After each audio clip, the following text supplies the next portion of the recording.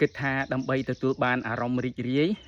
ចុចមើលប៉ះរឿងដែលសម្រាយដែលរៀបចំដោយ AI បកប្រែដោយ AI ហើយគិតថាទស្សនាហើយនឹងទទួលបានអារម្មណ៍ស្រស់ស្រាយរីករាយតែមិនអញ្ចឹងណាបងប្អូនមើលទៅ stress លើសដើមមើលទៅធ្វើឲ្យយើងតក់ប្រមល់លើសដើមដោយសារអីដោយសារការបកស្រាយការសម្រាយតាមរយៈ AI ហ្នឹងគឺមិនចប់សេចក្តីមិនចប់រឿងទេបងប្អូនបានតែមកកណាត់បានតែមកភាគអញ្ចឹងទៅយើងមើលគឺអត់ចប់ទេមើលអត់ចប់ដល់ពេលមើលអត់ចប់សាច់រឿងអត់អស់សេចក្តីអញ្ចឹងអារម្មណ៍យើងកាន់តែ stress លើសដើមអញ្ចឹងថ្ងៃនេះបងប្អូនយើងនាំគ្នា report page ទាំង lain ណាដែលចាក់រឿងឲ្យយើងមើលហើយអត់ចប់រឿងនាំតែយើងមើលទៅធ្វើឲ្យយើង stress លើសដើមហ្នឹងបងប្អូនតោះអញ្ចឹងយើងចាប់ផ្ដើមទាំងអស់គ្នាបាទបងប្អូនអូមកកាន់ page ដែលយើងមើលឃើញហើយសត្វតែរឿងអត់ពេញហ្នឹងសត្វតែរឿងដែលបកប្រែដែលរៀបរៀងដោយ AI ហ្នឹងណាបងប្អូនបាទឥឡូវបងប្អូនចុចមើលនៅរឿងនេះមួយបងប្អូននេះទើបតែបង្ហោះមិញហ្នឹងបាទទើបតែបង្ហោះ11ម៉ោងមុនហ្នឹងបងប្អូនហើយអ្នកមើលបងប្អូននេះរាប់ K ហើយអ្នក like ហ្នឹងគឺ 40K ចុច 40.6K ហើយអ្នក like ហើយអ្នក share 1.1K ហើយអ្នក comment បងប្អូនមើល comment ដោយសាររឿងអត់ពេញបងប្អូនមើលអ្នក comment សំតមកបងបាទតបងតសុំរឿងថ្មីភាគបន្តបាទបន្តបាទនោះសិតតែបន្តបាទសិតតែបងប្អូនយើងសុំបន្តបងប្អូនមើលរឿងមុនបាទរឿងមុនទៀតនេះសិតតែសុំបន្តបាទនេះរឿងនេះមើលនេះមើល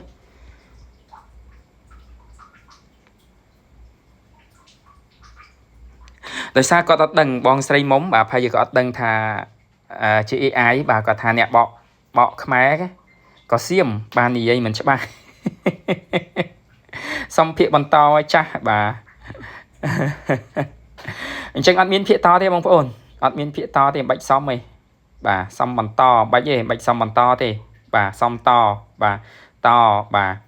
បាច់សំបន្តទេដោយសារមិនមានទេបាទ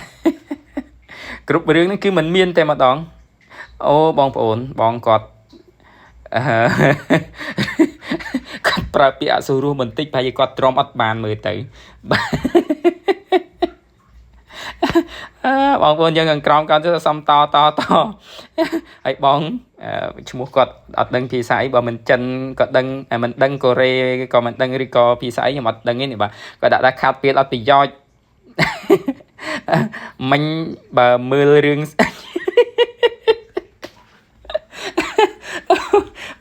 បងប្អូនគិតខ្លួនឯងបាទ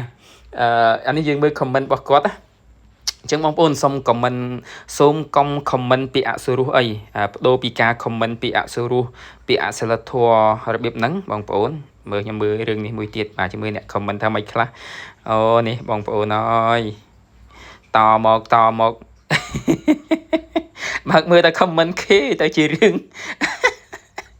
បើកមើល comment គេវាទៅជារឿងគួរឲ្យចង់សើចវិញណាបងប្អូនហើយ admin គាត់អត់ខ្វល់ទេបាទដាក់ថាម៉េចដាក់ទៅ comment ថាម៉េចទៅមើលអ្នក comment នេះមួយមិញបងប្អូនមើលគាត់ screenshot ពី comment គេយកមកដាក់បន្តមកវិញទៀតបាទវាទៅជារឿងគួរឲ្យចង់សើចវិញអើយបងប្អូនហើយបាទអញ្ចឹងយើងបដូរពីការ comment របៀបពាក្យពេចន៍មិនសមរម្យបងប្អូនបដូរមកជា report page វិញបាទដើម្បីកុំឲ្យបងដៃថ្មីមួយចំនួនទេបងប្អូនបាទបង MMO មួយចំនួនបាទអ្នករកលុយអនឡាញមួយចំនួនហ្នឹង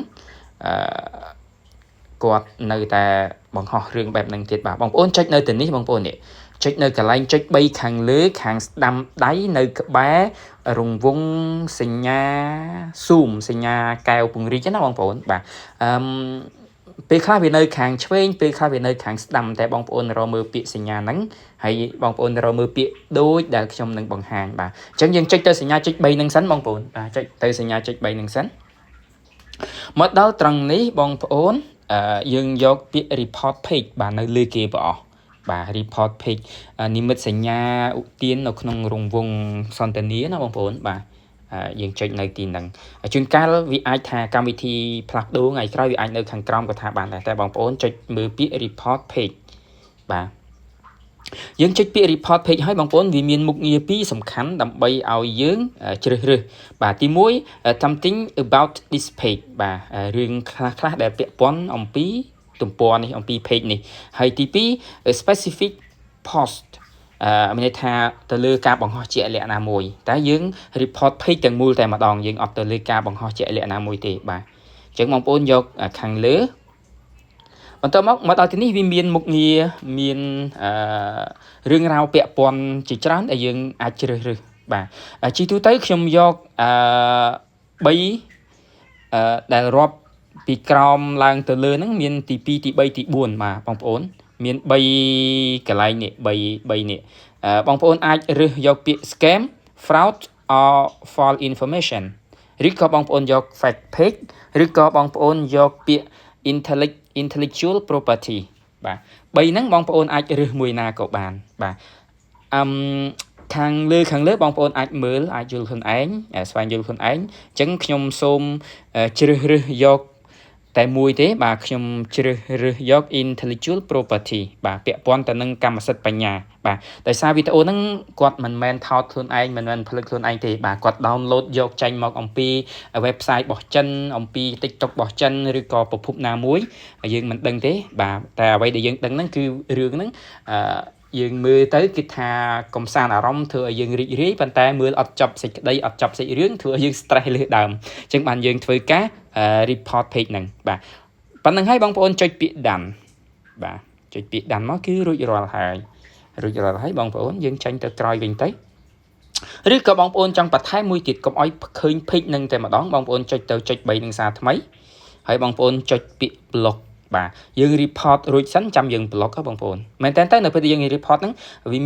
មានមុខងារ block នៅក្នុងនឹងរួចហើយតែយើងចុច block នេះមួយសារទៀតបងប្អូនខ្ញុំចុចមួយសារទៀតតែម្ដង block ហើយខ្ញុំចុច block មួយទៀតបាទអស់បញ្ហាទៅបាត់បងប្អូនលែងមានទៀតហើយហ្នឹងលែងឃើញទៀតហើយបងប្អូនបាទយើងចុច OK ទៀតមកបាទអញ្ចឹង page ហ្នឹងវានឹងលែងលេចមុខមកឲ្យយើងឃើញយើងមើលទៅ stress លឺដើមទៀតហើយបងប្អូនបាទបងប្អូនឃើញហើយ page ដែលយើងបាន report ហើយបងប្អូនច្បាស់ជាជួប page ច្រើនទៀតដោយសារអីដោយសារមានអ្នកលក់រឿងនឹងមួយចំនួនទៅឲ្យបងប្អូនយើងអ្នកផ្សេងដើម្បីបង្ហោះចូលទៅកាន់ page របស់គេអញ្ចឹងគេលក់រឿងពីមួយទៅមួយតគ្នាហើយរឿងហ្នឹងដដែល page 4 5ហើយគេចាក់ដដែលជួនកាលរឿងខ្លះគេអង្គន់ឡើងយើងមើលឡើងវង្វេងបាទមើលឡើង stress ពេញក្បាលបាទដោយសារវាអត់ចាប់សេចក្តីហ្នឹងបាទហើយនៅមាន page ច្រើនទៀតខ្ញុំជឿជាក់ថាបងប្អូនសុទ្ធតែធ្លាប់ជួបធ្លាប់មើលបាទអញ្ចឹងទាំងអស់នេះបងប្អូនមុននឹងយើង report បងប្អូនមើលឲ្យច្បាស់សិនពួកអី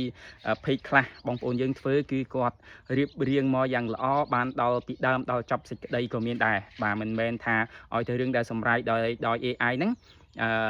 បានតែមួយកណាត់នឹងទាំងអស់នោះទេបាទមួយទៀតបងប្អូនយើងគួរតែលើកទឹកចិត្តដល់ភាពស្របច្បាប់នៃរឿងនៃមាតិកាដែលយើងមើលពេលខ្លះរឿងហ្នឹងគាត់យកពីគេយកពីអីមកដែរអញ្ចឹងពេលខ្លះយើងគួរតែ report ដែរហើយសំណូមពរដល់បងប្អូនអ្នកផលិតមាតិកាអ្នកធ្វើរឿងអីហ្នឹងយើងគួរតែគោរពឲ្យតម្លៃដល់ម្ចាស់ដើមយើងគួរតែបង្កើតនៅអ្វីដែលជារបស់យើងកុំយករបស់គេមកបង្ហោះដើម្បីរកលុយបានតាមអនឡាញតាម YouTube តាម Facebook តាម TikTok តាម Telegram តាមបណ្ដាញសង្គមបណ្ដាញទំនាក់ទំនងនានាហ្នឹងមិនមែនមានតែវិធីយករឿងគេមកបង្ហោះនឹងទេបងប្អូនមានច្រើនរឿងអញ្ចឹងវាបញ្ជាក់អំពីអត្តចរិតបញ្ជាក់អំពីខ្លួនយើងដែរកាលណាយើងយករបស់គេមកដើម្បីរកចំណូលបាទដើម្បីរកចំណូលផ្ទាល់ខ្លួនរបស់យើងដោយគ្មានការអនុញ្ញាតពីម្ចាស់ដើមបាទអញ្ចឹងអរគុណបងប្អូនខ្ញុំជូនប៉ុណ្នេះខុសឆ្គងយ៉ាងណាសូមអធិស្ឋានហើយបងប្អូនអ្នកគ្នាយើងចូលរួមទប់ស្កាត់ក្នុងការធ្វើយ៉ាងណាកុំឲ្យគេដៀលថាយើងនេះជាប្រជាពលរដ្ឋខ្មែរម្នាក់ហើយខ្វះក្រមសីលធម៌ក្នុងការរកទទួលទានផងដែរបាទអរគុណជួបគ្នានៅឱកាសក្រោយទៀតបាទជម្រាបលា